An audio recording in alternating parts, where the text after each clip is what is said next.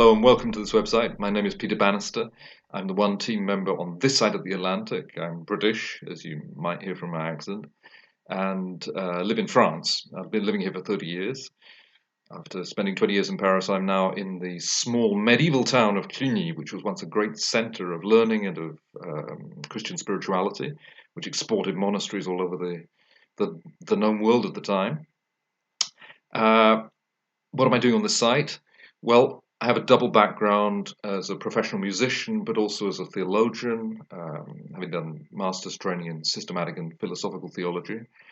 And my area of specialization is in the dialogue between faith and science. Now, of course, one of the big questions that people have had is, can you still believe in God in an age of science, when it seems that science has explained everything? At least that's the popular caricature of the situation. Well, one of the things that I started looking at to see whether, in fact, Christian belief is based on anything except pure personal conviction was the question of signs and messages.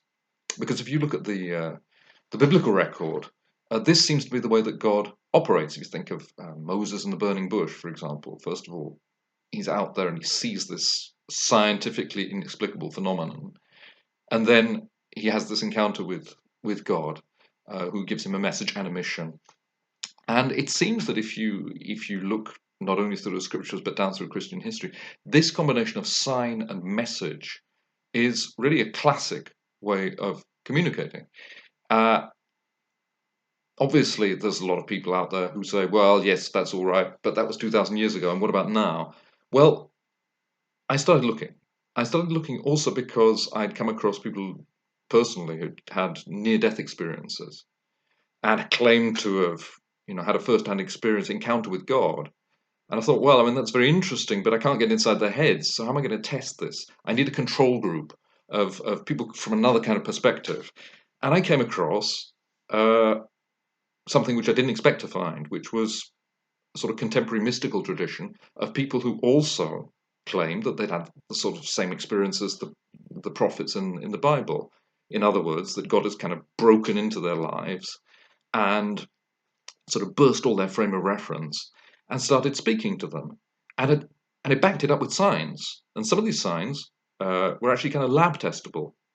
Things like people have the stigmata, people who, whose houses, and this may sound really weird, but it seems to be true, the religious images that weep blood or oil that has healing properties. I mean, this may sound crazy to a lot of people, but this has really been an area of serious study by scientists, many of whom were not actually favourable to it when they started looking, and changed their tune as a result of what they saw. And because I was compelled by what I was seeing, I thought, well, hang on, this looks real, but what's the point of it? Sign and message. The sign is there to draw your attention to something, but the attention should be drawn to the message itself. So I started ferreting around to see what I could find, and I discovered a vast corpus of perhaps, I haven't read it all, but there's perhaps 100,000 pages of journals and spiritual diaries that people have written down over the last 150 years across the world about things that God has said through the Virgin Mary, for example, or sometimes Jesus in person speaking, these people claim. Well, I thought, okay, what's the best scientific approach to this? I thought, well, let's compare. Are there any internal contradictions, things that don't add up? And I began to realize that the more I read, hang on, this is all consistent. And not only is it all consistent, but it's all kind of urgent as well, because a lot of this has to do with the state of the contemporary world and the fact that humanity's got to change. Otherwise, it's going to find itself in a situation that we seem to have found ourselves in now for at least a couple of weeks, but which has been predicted, in fact, over a very long period of time. Uh, what are we going to do about this?